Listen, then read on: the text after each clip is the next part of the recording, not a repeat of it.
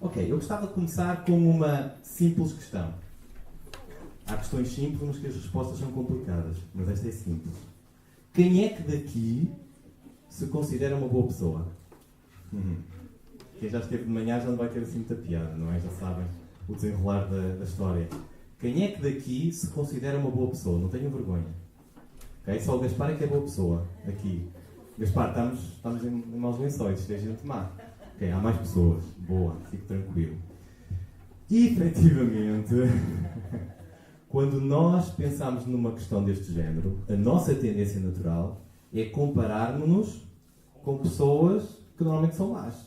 Ou com pessoas que têm comportamentos socialmente menos aceitos. E nós ligamos a televisão e vemos violadores, pedófilos, assassinos, etc, etc. Efetivamente, se nós nos compararmos com essas pessoas, ou com um Bin Laden, um Saddam Hussein e um Hitler, nós vamos ser uns anjos perante essas pessoas, certo? Agora, se nós pegarmos num aluno que tira normalmente ali uma média de 10, 11 e 12 e perguntarmos a ele se ele acha que é um bom aluno, eu creio que ele iria dizer sim, sou um bom aluno, se a perspectiva de comparação for um aluno que só tira 3, 4 e 5, não é? De 0 a 20. E se nós perguntarmos a esse aluno se ele acha que é um bom aluno e dissermos para ele se comparar com um aluno de 20, o que é que ele vai dizer? Provavelmente vai estar muito longe de dizer que é um bom aluno.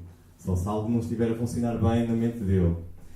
E o que eu hoje te convidava a refletir, e toda a mensagem vai ser em torno disso, é: se a tua perspectiva de comparação acerca de seres uma boa pessoa ou uma má pessoa for comparando-te com Deus, a resposta que te vais dar é a mesma? O que é que acham? Eu vou propor-vos um teste. Podem considerar um teste de surpresa. Quero só ver aí pessoas assim pálidas e a tremerem, provavelmente a lembrarem-se de más experiências na escola quando tiveram teste de surpresa. Mas eu posso tranquilizar-vos dizendo que eu também não gostava de teste de surpresa, não tive propriamente boas experiências com isso, mas este teste vai ser muito peculiar, porque nem vai ser escrito, nem vai ser oral, ok? Ninguém vai ter que saber o vosso resultado. Vai ser simplesmente mental e sigiloso. A resposta só vai ficar entre ti e Deus, mais ninguém. E a boa notícia é que este teste de surpresa, normalmente os testes abordam determinadas matérias. Vai ser somente... vai-se basear somente na matéria de Êxodo 20. Uma boa notícia. A Bíblia tem tantos livros, podia ser a Bíblia inteira. Não, é só o Êxodo 20. E outra boa notícia é que não é o capítulo todo. São simplesmente os 10 mandamentos.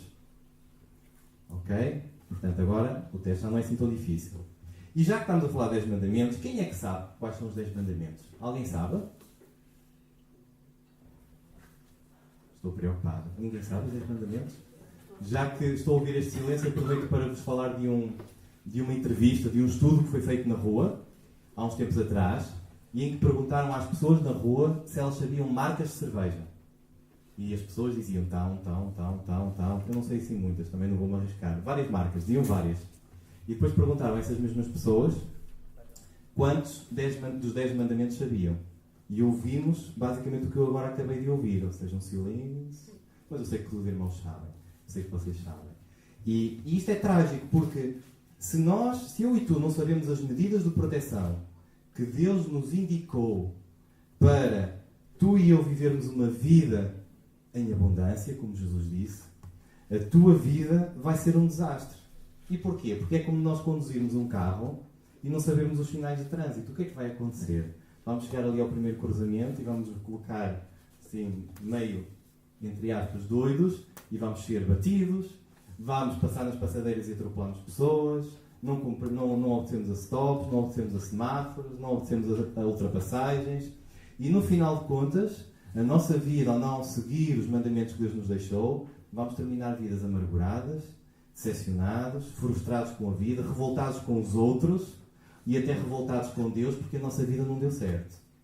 E tudo por termos negligenciado mandamentos importantes que Deus nos deixou. Por isso, estava a falar do teste. Teste de surpresa, ainda não me esqueci. Teste de surpresa, vamos avançar com esse teste. O objetivo deste teste é dar resposta a duas questões. A primeira, que foi a que eu introduzi nesta mensagem, é: de acordo com os padrões de Deus, tu és uma boa pessoa? Esta vai ser a primeira questão. E a segunda é: és bom o suficiente para entrar no céu? Segunda questão. Tudo preparado? Pode ter surpresa? Vá? Tudo? Sério? Ok, vamos à primeira. Primeira pergunta. Já disseste alguma mentira? Não tem que responder. Não sejam mentirosos a dar a resposta. Ok? Deus sabe. E, efetivamente, se olharmos para os 10 mandamentos, o 9º mandamento diz: não dirás falso testemunho, ou seja, não mentirás. E o que a Bíblia nos diz é que se tu contas uma mentira sequer, porque a Bíblia não diferencia mentiras, mentironas e mentirinhas, não. Basicamente é o sim, a tua resposta será sim, sim, ou não, não. Não há meios termos. Por isso, se tu contas uma mentira, por mais pequenina que seja, ou mesmo aquela chamada mentira piedosa, já ouviram falar desta mentira? Que é aquela mentira que muitas vezes socialmente se diz que não vai fazer mal a ninguém. Mesmo essa mentira para Deus é pecado, e estás a desobedecer e não estás a cumprir este mandamento. E o que a Bíblia diz é que se nós não cumprirmos este mandamento ao mentirmos, nós somos... O que é que nós somos se mentirmos? Mentirosos. Isto é uma palavra assim às vezes um bocadinho dura de se ouvir. E eu e tu o que é que somos? Por já termos mentido. Digam, não tenham medo. Mentirosos. Tu o que és ao mentir? Mentiroso, ok. Segunda questão. Já olhaste para alguém cobiçando essa pessoa sexualmente? O 7º mandamento é: não adulterarás. E em relação a isto, Jesus foi um bocadinho mais à frente. Jesus disse: ouviste dizer não adulterarás, mas eu digo que qualquer que olhar para uma mulher para cobiçá-la já adulterou com ela no coração. Então, se tu, em alguma ocasião, na tua mente, já olhaste para alguém com esses desejos sexuais impuros, a Bíblia diz que tu és um adúltero. Ok? Segunda questão. Vamos à terceira questão. Já usaste Deus, Jesus ou Cristo em vão? E vou tentar desmistificar esta questão, porque não é usar Deus, Jesus ou Cristo em determinadas situações que são efetivamente necessárias. Quantas vezes já passámos dificuldades e clamámos a Deus, e clamámos por proteção de Deus, e clamámos por proteção e por força do Espírito Santo na nossa vida, e aí tudo bem. Agora, a questão prende-se com situações em que nós dizemos: ai meu Deus, ou ai Jesus, e nós não estamos a pensar nisso. A Bíblia chama isso blasfémia. E muitas pessoas, e todos nós, provavelmente, já tivemos tendência de invocarmos o nome de Deus de forma vã. E se nós o fazemos, estamos a ser blasfemadores. Quarta questão. Que tal está a correr o teste? Mais ou menos? Estou a ver os vossos rostos assim um bocadinho apreensivos. Mas ainda há mais questões, ainda dá para tirar positivo, ok? Quarta questão. Já roubaste alguma coisa? E o 8º mandamento diz: não furtarás, ou seja, não roubarás. Roubando uma única coisa sequer, independentemente do seu tamanho. Pode ser a coisinha mais desprezível que ninguém queira, mas que pertence a alguém.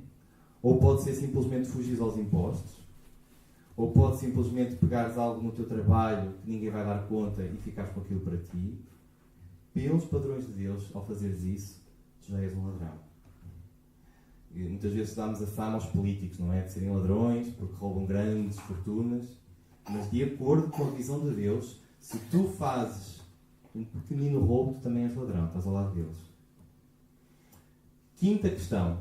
Eu agora não vos quero desanimar, mas se vocês até agora acertaram nas 4 primeiras, certo? Há aqui alguém que acertou nas 4? Não quero saber, não estejam à vontade. Mas esta ninguém vai acertar. É daqueles testes que às vezes há professores que fazem testes assim. Não sei se lembram, era testes para ninguém tirar 100%. E basicamente esta aqui vai impedir que qualquer pessoa tire 100%. Porque a questão é sobre se tu já quebraste o primeiro mandamento. E o primeiro mandamento, em Êxodo 20, diz: não terás outros deuses além de mim. Isto quer dizer que nós devemos amar a Deus de todo o coração, de toda a alma, de todas as forças e de todo o entendimento. Quem é que o faz 24 horas por dia, todos os dias da semana? Há uns tempos atrás falei sobre isso e falei sobre a questão dos ídolos e da idolatria, que a Bíblia fala bastante, e sobretudo no Antigo Testamento.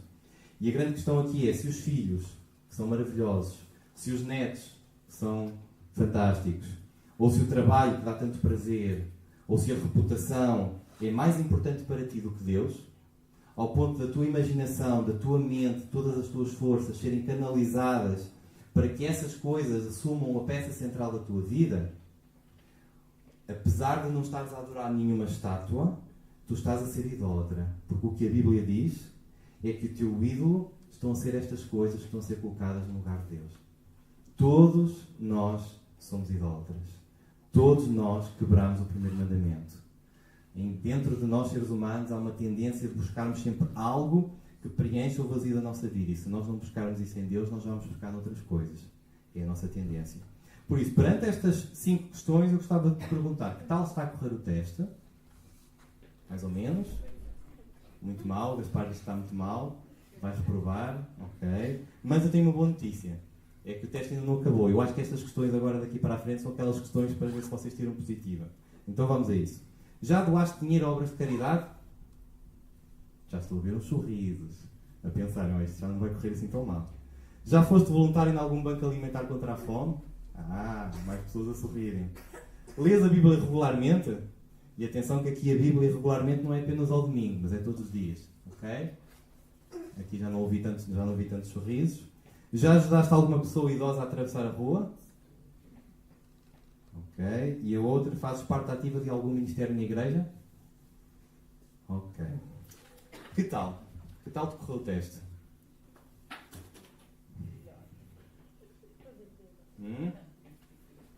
Mais ou menos 50-50. Dá para passar? Dá para 0 a 20? Dá para tirar um 10? Se fosse um teste normal no nosso dia-a-dia, nós poderíamos pensar nisso. Efetivamente, daria para passar. Contudo, qual é o grande problema? É que aos olhos de Deus, para este teste, só há 2 resultados possíveis. Ou tu aprovas no teste com todas as questões certas, 100%, ou basta reprovar numa única questão que chumbaste no teste. A única pessoa que saiu totalmente aprovada neste teste foi a pessoa de Jesus Cristo, que viveu neste mundo, que foi sujeita às mesmas dificuldades e pressões da vida e passou de forma irrepreensível este teste. Doar dinheiro a obras de caridade, ou ser voluntário para ajudar os desfavorecidos, ou ler a Bíblia, são boas atitudes, mas jamais compensarão o facto de que nós transgredimos aos mandamentos de Deus. Portanto, se tu transgrediste um único mandamento de Deus, tu és mau e tu és pecador. E não há nada que tu possas fazer em termos de obras e de coisas que possas fazer à tua volta para mudar essa situação. Pensa assim, imagina que alguém, esta noite, e Deus queira que não, entra na tua casa, rouba todos os teus bens e no final acaba por matar a tua esposa e os teus filhos. Este homem é preso, mas decide, enquanto o processo de julgamento se desenvolve, ajudar em obras de caridade, torna-se voluntário no lar de idosos, pretende até indemnizar-te com dinheiro. Acham que isso vai compensar o seu crime? Acham que o juiz vai olhar para isso na altura de julgar aquele crime macabro que ele fez? Esta boa obra nada significará na altura do juiz aplicar a sentença. E há uma ideia errada que reina na sociedade que o facto de nós fazermos coisas boas vai apagar as coisas más que nós fizemos. Diante de Deus isso não acontece. Por isso, em resposta a estas 2 questões que o teste pretendia avaliar, sendo que a primeira era, de acordo com os padrões de Deus, tu és uma boa pessoa, o que nós concluímos é que, de acordo com a sociedade, eu e tu até podemos ser pessoas gentis, podemos ser bons vizinhos, podemos ser bons trabalhadores, até podemos vir à igreja e acharmos que somos boas pessoas, mas, de acordo com o padrão de Deus, tu e eu falhamos claramente. Esta é uma mensagem que eu particularmente não gosto de pregar, porque é uma mensagem que nos tenta colocar em baixo, mas eu acredito que no final vamos sair em cima, porque por vezes é preciso irmos abaixo e percebermos o quão mau nós somos para perceber o quão esplendorosa é a solução que Deus tem para nós. Por isso, eu e tu somos mau. Tu consegues dizer nesta tarde, eu sou pecador?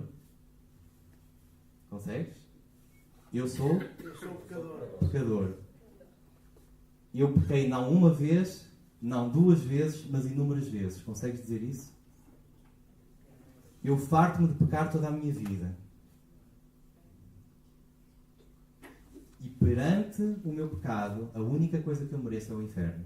Tu consegues dizer isso? E permitam-me entrar neste domínio que por vezes não é assim muito agradável entrar. Segunda questão, és bom o suficiente para entrares no céu? Foi a questão que nós tentámos usar para conduzir este teste. Muitos pensam que para nós irmos para o céu, o que é que nós temos que fazer? O que é que vocês ouvem aí na rua em relação à questão de irmos para o céu? Temos que ir à missa. Temos que ir à missa, ok, fazer algo, não é? Mais, o que é que temos que fazer para ir para o céu? Dar donativos ou ser honesto. Dar donativos ou ser honesto, ou seja, são boas obras. Sermos perfeitos, ok? Estamos tramados, não é? Arrepender, ok? E aí já entramos noutro domínio. Mas na generalidade, muitas vezes ouvimos esta questão de que para irmos para o céu temos que ser boas pessoas. E quem é que é boa pessoa?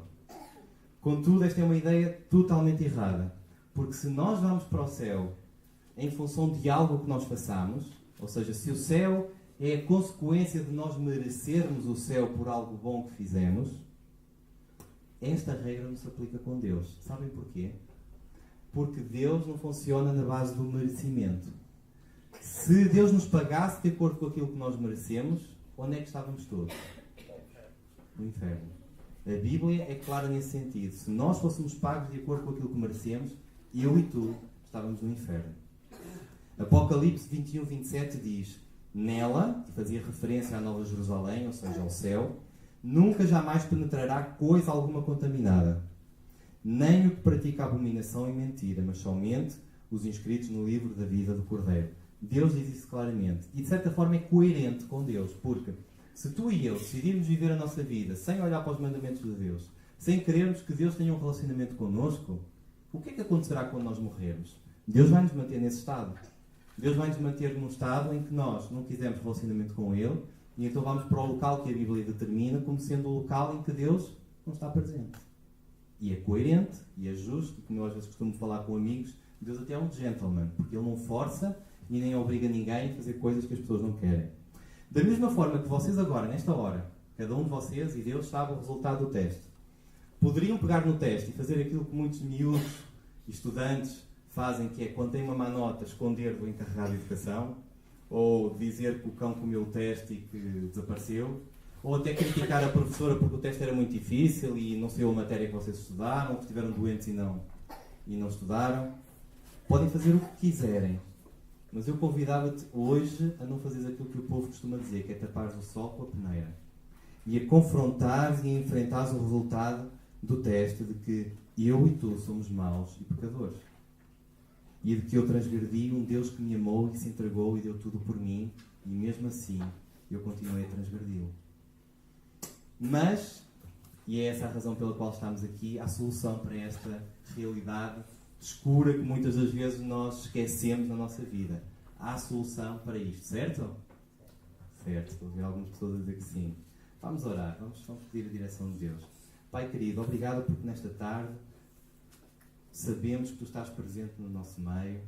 Obrigado porque nesta tarde a razão de estarmos aqui é porque um dia Tu nos fizeste perceber a situação de apuros em que nós estávamos, mas ao mesmo tempo deste um vislumbre do Teu amor sobre nós, e isso nos conquistou, Pai. E a razão pela qual estamos aqui é para expressar essa gratidão e é para sermos recordados e eventualmente corrigidos e repreendidos em algo na nossa vida que esteja mal nesta altura, e possamos nos voltar a relacionar contigo da forma como Tu desejas. Conduz todo este tempo para a Tua glória e que saiamos daqui com um sorriso nos lábios, por percebermos realmente a forma como nós fomos salvos. Oramos em nome de Jesus. Amém. Eu convidava algum irmão, algum amigo a abrir a Bíblia, ou a ligar os telemóveis, ou a recorrer à mente. Há muitas pessoas em todo o mundo que não têm Bíblias e que memorizam os versículos. É algo fantástico. Tenho visto assim alguns testemunhos de pessoas que conseguem memorizar capítulos inteiros porque não têm a possibilidade de ter a Bíblia sempre ao lado delas. Por isso, eu gostaria de convidar alguém que fizesse a seguinte leitura. Romanos 3. E vamos ler apenas 3 versículos. Do versículo 23 ao versículo 25. Romanos 3. Do versículo 23 ao versículo 25. É assim que Ele trata todos os que creem, pois não existe nenhuma diferença entre as pessoas. Todos os pecados estão afetados metade da glória de Deus. Mas pela sua graça e sem exigir nada, Deus aceita todos por meio de Cristo Jesus que os salva. Deus ofereceu Cristo como sacrifício para que pela sua morte na cruz, Cristo se tornasse o meio das pessoas que receberam o perdão dos seus pecados, pela fé nele. Deus quis mostrar com isso que ele é justo. No passado ele foi paciente e não castigou as pessoas por causa dos seus pecados. Mas agora, pelo sacrifício de Cristo, Deus mostra que é justo. Assim ele é justo e aceita os que creem em Jesus. Ok, obrigado. Amanhã ouvi uma versão e hoje ouvi outra versão à tarde moderna. Interessante, porque estes versículos são versículos muito complexos e que por vezes a terminologia, que não é tão habitual nos nossos tempos, torna ainda mais complexo. Mas, apesar de ser complexo, há verdades profundas que muitas das vezes estão guardadas em versículos complexos. E vale a pena escavar fundo para encontrar essa verdade e sermos completamente transformados por Deus. E esta passagem em concreto, de acordo com muitos pregadores, tal como Charles Spurgeon, que foi um grande pregador, disseram que era a grande estrela brilhante das Escrituras. E eles foram mais à frente dizendo que, obviamente, que toda a Bíblia é um tesouro, mas que estes versos em particular são o tesouro dos tesouros. E que se eles tivessem que guardar alguma parte da Bíblia, esta seria a que eles guardariam. E porquê? Porque, segundo estes homens de Deus, nestes versículos que nós acabamos de ler, encontra-se a chave para viver a vida de uma forma que vale a pena. Lembram-se que Jesus disse em João 10:10, eu vim para que tenham vida e vida em abundância. Nestes versículos, nós podemos perceber qual é a chave para viver essa vida e vida em abundância. Porque contém a verdadeira verdade, e perdoa-me o pleonasmo, das boas novas de Jesus Cristo. O que estes versículos afirmam foi aquilo que nós acabámos de constatar no texto que fizemos há pouco. Que nós somos todos pecadores. E eu não gosto muito desta terminologia, nós somos todos pecadores, porque estamos a envolver todos juntos na mesma coisa. E eu sou pecador, que é mais intenso dizer isso. E como pecadores que estamos, qual é a nossa condição diante de Deus? De acordo com aquilo que acabámos de ler. O que é ser destituído da glória de Deus? Separados de ter a oportunidade de nos relacionarmos e de beneficiarmos desta glória de Deus. E se assim continuarmos quando morrermos, vamos? Isto é quase uma lição que a Elsa dá às crianças da Escola Bíblica Dominical, ao meu David, não é? Ele até já sabe isso. Mas é tão simples, mas ao mesmo tempo muito complicado. Eu vou tentar perceber porquê, vou tentar explicar porquê. Mas glória a Deus que a Bíblia não se fica apenas no versículo 23 e vai mais à frente. E continua naquilo que muitos chamam de loucura. Muitos dizem que o amor de Deus é uma loucura. E há uns tempos ouvimos algumas pregações do pastor Ismael que falava sobre o louco amor. Não era nenhuma telenovela, que já chegou aí a passar, com um nome parecido. Não, era mesmo centrado no amor que Deus teve por nós. Muitos dizem que é um louco amor. E porquê é que é um louco amor? Porque Deus ama-te quando tu o ofendeste, o maltrataste e o desprezaste.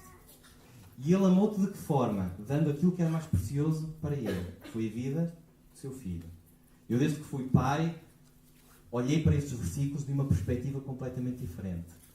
Porque dar a vida de um filho é praticamente impensável. Até pode ser que alguém se animasse ou tivesse a coragem de poder dar a vida do filho por algo de grandioso que beneficiasse multidões de pessoas. Mas alguém dar a vida do seu filho por alguém que o maltratou, que o rejeitou, que o desprezou, que o humilhou, que não reconheceu a sua glória apesar de todos os sinais de grandiosidade presentes à frente da pessoa. Isso é loucura. E é por isso que muitos dizem que o amor de Deus é louco. Mas é tremendo e é a razão pela qual nós cantámos há bocadinho o amor nos constrange. Porque quando nós percebemos isso, nós ficamos completamente desarmados. Quando percebemos o amor com que fomos amados. E o versículo vai um bocadinho mais à frente e diz que Deus nos declarou justos. Ou seja, todo o nosso problema que tínhamos e que nós avaliámos no teste, Deus nos dá justiça. E temos que pagar? Não. E aí entra outra loucura. É que Deus nos declara justos de forma gratuita. Ou seja, pela graça. E o que é a graça? É tu receberes um presente quando tu não mereces. E isso é o que Deus faz para ti e para mim.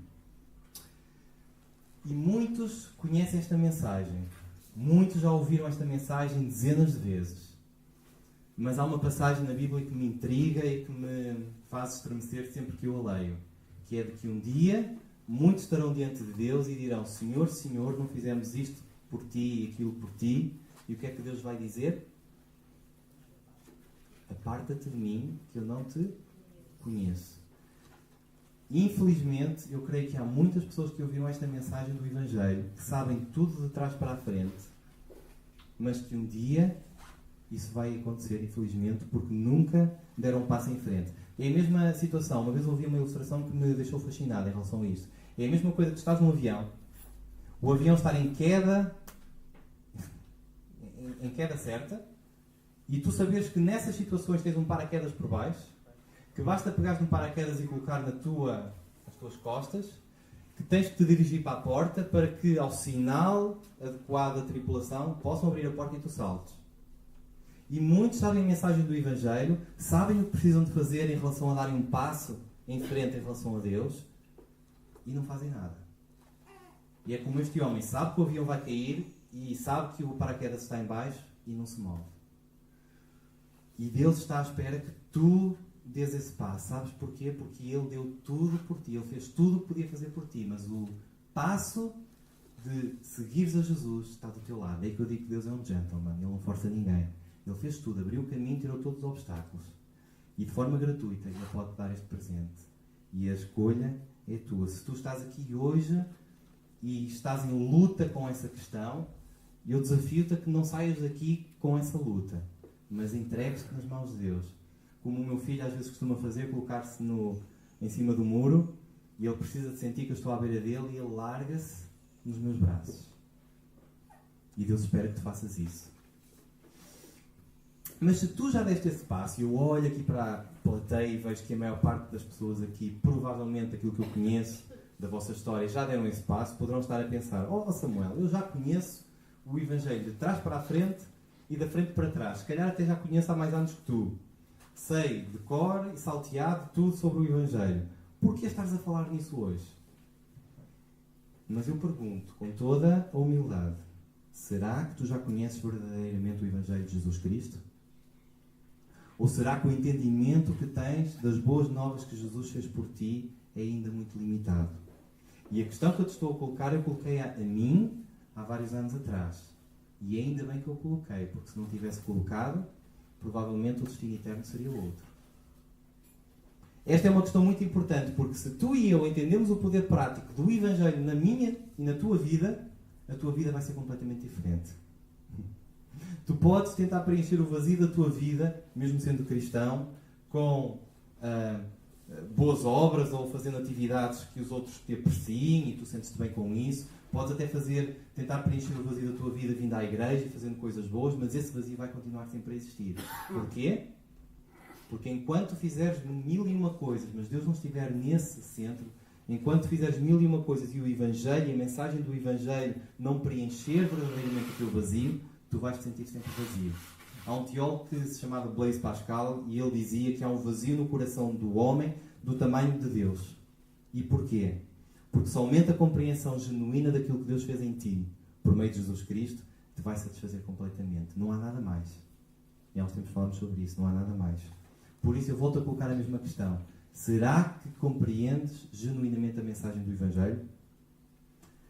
Esta é uma questão fulcral, mesmo tu sendo um cristão sincero, mesmo sendo já uma pessoa que colocaste o paraquedas em cima de ti, que já deste o passo por Jesus, que até te batizaste.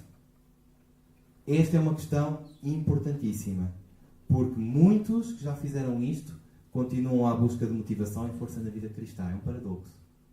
Se tens um relacionamento com Deus, como é que estás à procura de força e motivação na tua vida? Muita gente sente-se vazia, sente-se desmotivada, sente-se desencorajada, sente-se esmagada pelas pressões e pelas dificuldades da vida e não são capazes de perceber que toda a força de que eles precisam se encontra apenas na verdade do Evangelho e não na melhoria das circunstâncias de vida. Infelizmente ainda há muitos cristãos que pensam que quando as circunstâncias da vida, quando o dinheiro, o emprego, a saúde e a família ficarem bem, então aí é que eu vou ser plenamente satisfeito. Isso é a maior mentira que Satanás nos colocou. Tu não precisas de nada disso para seres verdadeiramente satisfeito. O poder que o Evangelho tem na tua vida é mais que suficiente para tu acordares de manhã com um sorriso bem aberto, independentemente das dificuldades que tu tenhas, e enfrentares a vida. Porque o poder do Evangelho tem esse poder. Recentemente eu li a descrição de um artista, de um quadro feito por um artista, não sei o nome, mas que retratava um dos episódios dos descobrimentos. E nós portugueses somos um povo fantástico, porque nós andámos aí há uns séculos a navegar pelo mundo inteiro e descobrimos uma data de coisas, mas as histórias não são apenas bonitas. No meio de tudo isso houveram várias tragédias. E então o quadro retrata efetivamente uma dessas tragédias, que foi quando os navegadores estavam em pleno Oceano Atlântico, pensavam eles, e estavam completamente sem mantimentos. E sabemos que o principal mantimento para sobrevivermos é água. E eles tinham muita água, só que segundo eles achavam que era salgada. E então vê-se o barco, a pintura, com o barco, e eles completamente prostrados, mortos à sede. E sabem onde é que eles estavam? Eles não estavam no Oceano Atlântico. Eles estavam em pleno início do Rio Amazonas, no Brasil. A maior fonte de água doce do mundo. E isto pode parecer irónico, porque tinham todos os meios para subsistirem e resolverem o seu problema que levou à morte, e acabaram por morrer. E embora isto pareça um paradoxo, hoje em dia, esta é uma realidade que acontece atualmente. Porque há muitos cristãos que têm todos os meios para subsistirem, têm toda a água doce à volta. Nós temos mais livros, mais podcasts, mais documentos na internet, mais sites, mais vídeos para poder receber de Deus, e ao mesmo tempo vivemos um cristianismo em que estamos a morrer à sede. Como disse de manhã, há povos aí espalhados pelo mundo, que eu vi há dias um vídeo na Indonésia, que receberam um carregamento de Bíblias, e era algo pelo qual eles oravam há meses, porque eles apenas tinham uma Bíblia que percorriam a aldeia toda de semana após semana. E então as pessoas, quando tinham a família que calhava a Bíblia naquela semana, decoravam a maior parte dos versículos para poderem não se esquecer, porque depois nas outras semanas, ou seja, durante meses, eles não iam ter a Bíblia. E quando aquelas Bíblias chegaram, a alegria que eles fizeram. Eles davam pulos, eles davam saltos, eles fizeram uma festa à volta do helicóptero quando receberam as Bíblias. E nós estamos cheios de água doce à nossa volta. E não vamos buscar essa água doce. Tu podes estar aqui hoje, depois de já ter ouvido centenas ou milhares de mensagens, e estás faminto ainda por algo que te preencha. Tu podes já ter sido batizado há muitos anos e ainda estás com sede de algo que te complete e realize. E a única coisa que te vai preencher, como há bocadinho eu disse, não são férias. Muitas vezes nós temos essa tendência, quando estivermos de férias, ou quando a minha família ficar bem, ou quando tudo ficar bem, mas é o Evangelho. E perdoem-me estar a insistir sempre no mesmo. Uma das leis da aprendizagem é a repetição. Mas nós, seres humanos, temos uma capacidade enorme de nos esquecermos disso. E no versículo que nós acabámos de ler há bocadinho, o tema central é pecado. E no original, pecado significa errar o alvo. Eu não sei se vocês já jogaram aquele jogo das setas. Eu, a primeira vez que joguei, acertei quase no cortinado e na janela. Não acertei no alvo. E basicamente é isso. O pecado, o que a Bíblia diz, não é falhar o alvo por um bocadinho. É falhar o alvo de forma significativa. E isso foi o que eu e tu fizemos para com Deus, quando transgredimos os seus mandamentos. O grande problema desta palavra pecado é que tem-se tornado hoje em dia tão familiar esta palavra, por ter nos últimos anos e nas últimas décadas ter sido tão repetido, que o facto de ser tão repetido tem perdido o seu poder. E as pessoas muitas vezes até usam esta palavra para dizer que à mesa do jantar fizeram uns pecaditos. Já ouviram essa expressão? Ou seja, já perdeu o poder, as pessoas não sabem o que estão a falar. Ou muitos daqui, se calhar já estão a pensar nos pecaditos que vão fazer à mesa de jantar hoje, não? Acertei? Se calhar alguns estão a pensar nisso. O problema é que quando nós ouvimos uma coisa repetidas vezes, geralmente ela tem tendência a perder o seu poder. E daí eu hoje estar a falar sobre isto, porque é natural em nós, ser humanos. E eu gostava de partilhar uma situação de um grande homem de Deus, chamado Paul Washer, não sei se conhecem. É um bom pregador que vocês podem acompanhar no YouTube e podem saciar com a palavra de Deus, vinda por este homem. E ele testemunhava uma certa viagem que ele fez à Cordilheira de Andes, na América do Sul, e ele dizia que perante aquela maravilhosa natureza que ele via em frente, ele ficou completamente boquiaberto perante aquilo que ele via. Mas ao mesmo tempo ficou admirado como é que era possível o guia estar a dormir. E eu não percebo porque é que o guia que nos está a guiar a esta maravilhosa paisagem está a dormir. Ele não entendia. Anos mais tarde, Paul Washer serviu de guia a vários turistas e depois de dezenas de vezes a guiar os turistas àquele espetáculo natural, ele deu por ele mesmo a ressonar. E ele não percebia porque é que o guia tinha dormido, mas ele depois ressonou anos mais tarde. E porquê? Porque quando nós estamos expostos a uma determinada grandiosidade, a tendência de nós sermos repetidos a essa grandiosidade é começar a perder o poder e começar a não valorizar aquilo que temos. Será que por nós já termos ouvido tantas vezes na nossa vida, todos pecaram, será que isso já perdeu o poder na nossa vida?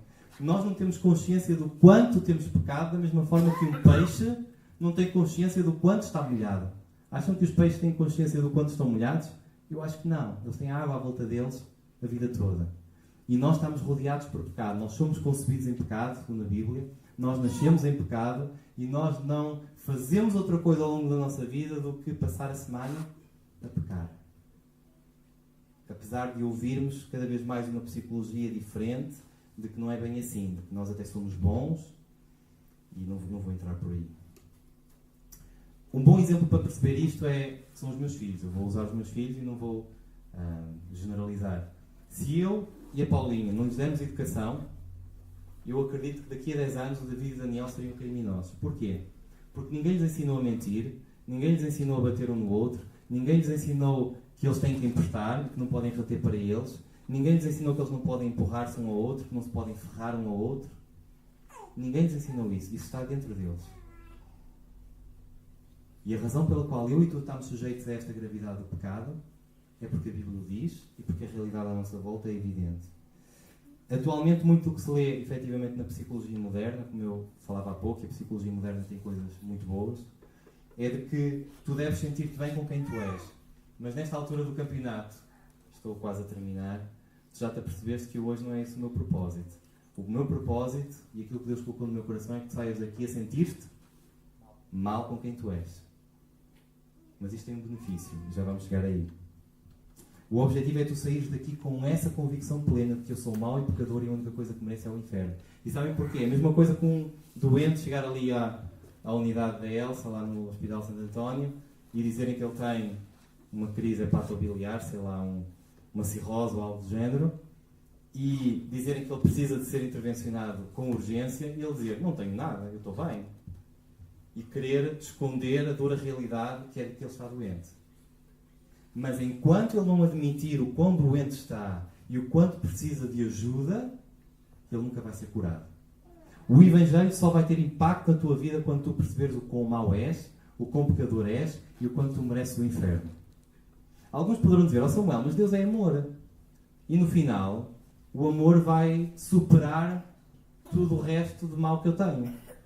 E isso é verdade. Só que há um problema, é que Deus é justo. E se nós fizermos algo de mal, o teu e o meu pecado vai merecer punição. Deus não vai deixar de ser justo. E em relação a isto, eu há uns anos ouvi uma história. Eu gosto muito de histórias. Jesus gostava de histórias. Jesus contava histórias e com isso ajudava as pessoas a reterem as verdades espirituais. E é a história de uma aldeia em que eles viviam basicamente à custa da agricultura e da pecuária, sobretudo das galinhas. E o Flávio olhar para mim, já falei de manhã sobre isso. E as galinhas, é como eu falava de manhã com o Flávio sobre isso. Ou falava com todos, citando o Flávio. Às vezes as pessoas desprezam as galinhas, mas há culturas à volta do mundo que subsistem muito fruto do que as galinhas podem lhes dar. É impressionante. E esta era uma dessas aldeias. Eles viviam muito à custa daquilo que as galinhas lhes davam. Só que certa noite, ou certa manhã, acordaram e foram ao local em que elas estavam, às capoeiras, e faltavam galinhas. Bem, este problema começou-se a arrastar por vários dias, e as galinhas continuavam a desaparecer. Até que os líderes tiveram que se juntar e disseram: não, temos que apanhar o ladrão. Porque se isto continua, nós vamos completamente morrer sem recursos. E então juntaram-se e então determinaram que quando iriam fazer algumas vigílias, secretamente, e que quando encontrassem o ladrão, ele iria para a praça pública e seria humilhado e alvo de 100 chicotadas. Assim foi. Estiveram atentos e nos dias seguintes lá acabaram por apanhar o ladrão com a mão na galinha. Mas quem é que era o ladrão? Esse foi o grande problema. Quem era o ladrão?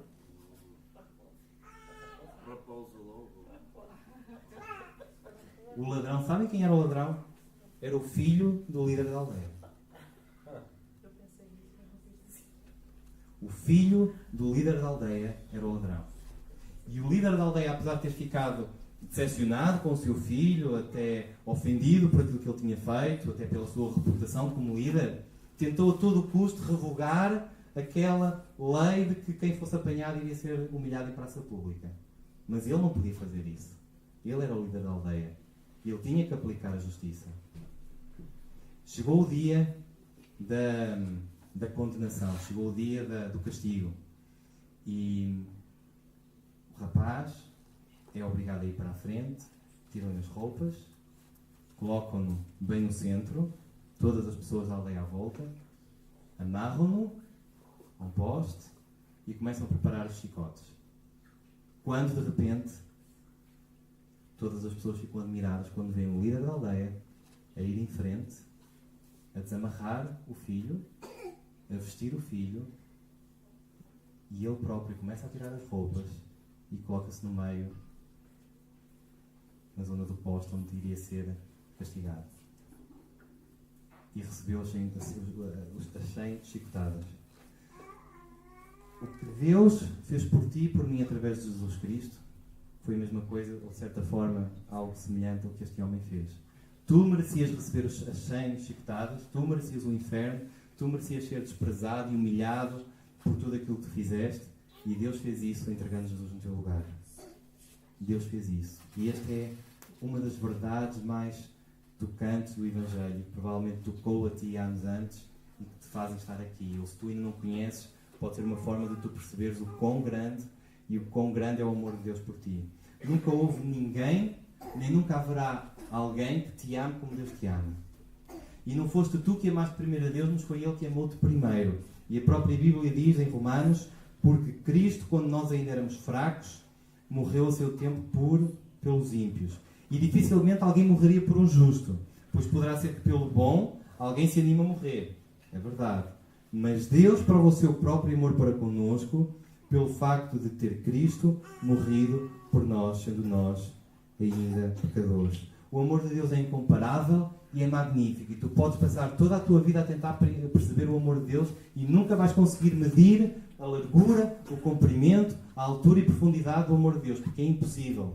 Porque o amor de Deus não tem fim. E não há nada que tu e eu possamos fazer para merecer um pouco mais desse amor.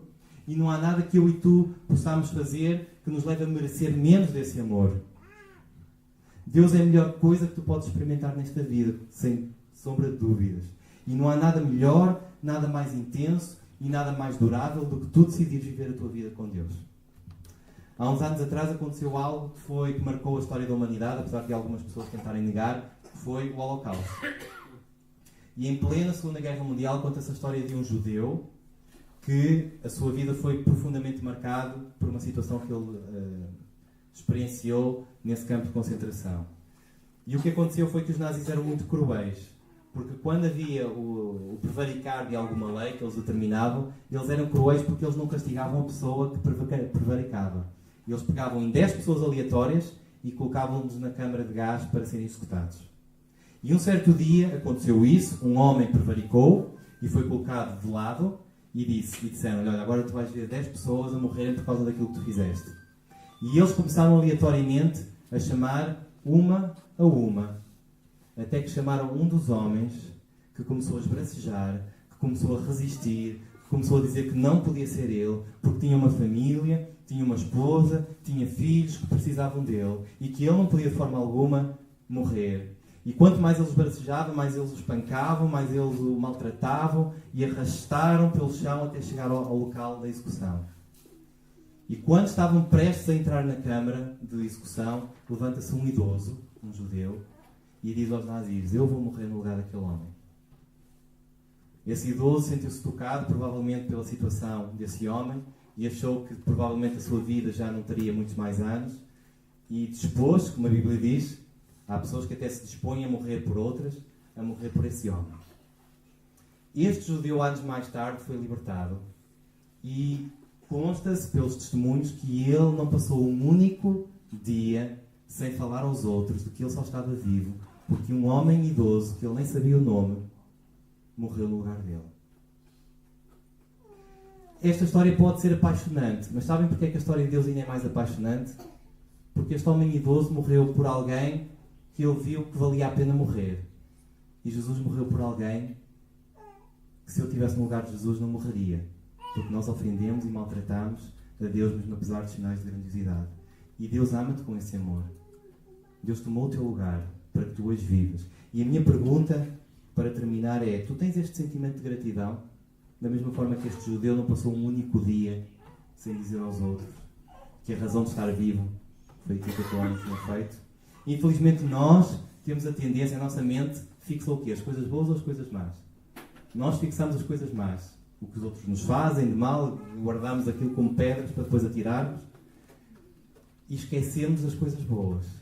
E o propósito da mensagem hoje que Deus colocou no meu coração é que tu não te esqueças, ou que tu reavives, ou que tu até des o passo em frente para reter dentro de ti a mensagem do Evangelho. O que Deus fez por ti e por mim é mais que suficiente para todos os dias acordarmos cheios de alegria. Não precisamos de mais emocionalismo barato, entretenimento, para sermos plenamente tocados, porque a verdade do Evangelho, simples, direta e objetiva, é mais do que suficiente para tu viveres dessa forma. Porque tu merecias, eu e tu merecias condenação, e Deus deu-nos salvação. Tu merecias o inferno, e o que é que Deus nos deu? Abriu as portas do céu. Tu merecias ser castigado todos os dias, e o que é que Deus nos dá todos os dias? 1001 razões para o louvar. Tu e eu recebemos mais do que merecemos. E é essa gratidão que nos vai fazer partilhar a mensagem do Evangelho já hoje ou amanhã a todos aqueles que estão à nossa volta. Houve um autor cristão que disse que se nós passássemos um dia no inferno, nós iríamos passar todos os nossos dias da vida a falar aos outros do céu. Porque o inferno é o local mais horrível que podemos viver. E o grande problema do inferno é que não vai ter fim. Jesus, no seu ministério, falou mais vezes do inferno do que propriamente do céu. Porque Jesus quer que tu vivas uma vida em abundância. Não só aqui, mas sobretudo eternamente, que é onde vais conseguir viver essa vida a 100% de abundância. E a mesma mensagem do Evangelho que tu vais proclamar hoje e amanhã aos teus amigos e familiares é a mesma mensagem que transformou vidas de pessoas que estavam à beira de suicídio. A mensagem do Evangelho é a mesma que transformou vidas de pessoas que estavam na depressão. A mensagem do Evangelho de Jesus foi a mesma que transformou pessoas que estavam em dependência de drogas, e conhecemos vários testemunhos, e até aqui na igreja. O Evangelho de Jesus transformou vidas sem rumo e sem esperança. O Evangelho de Jesus transforma tristeza em alegria, transforma miséria em abundância, transforma lágrimas em riso e até transformou homens duros da Bíblia como Paulo e Pedro, e pode transformar a ti e a mim, se tu tomares esse passo. Hoje é o dia em que tu podes assumir um compromisso diante de Deus. E não deixes de esperar muito tempo, porque se tu estás aqui e és como aquele homem que há bocadinho falava do paraquedas, do avião, que já conhece a mensagem do Evangelho, que até foste tocado por Deus, não percas tempo e toma hoje essa decisão. Dá o passo em frente, atira-te para os braços de Deus. Ou tu podes ser aquele homem que já tem paraquedas, mas que se esqueceu que tem um paraquedas fantástico. E se esqueceu que aquilo que recebeu é algo de melhor do que qualquer sonho. E se isso acontece, pede a Deus que te dê novamente aquela alegria da salvação que nós há bocadinho acabamos de cantar, que acenda esse fogo em ti. Eu vou terminar orando. Pai querido, obrigado por este tempo de reflexão, obrigado pela forma como tu nos desafias através da tua palavra a não nos esquecermos o objetivo pelo qual Jesus veio a este mundo.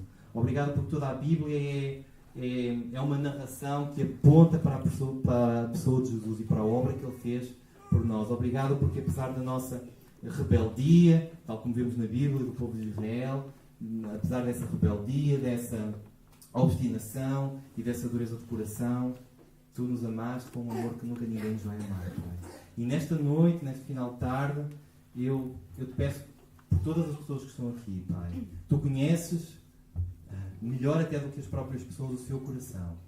E tu sabes que há, neste final de tarde, pessoas que até conhecem a mensagem do Evangelho e que nunca tiveram a coragem ou a determinação de entregarem tudo diante de ti.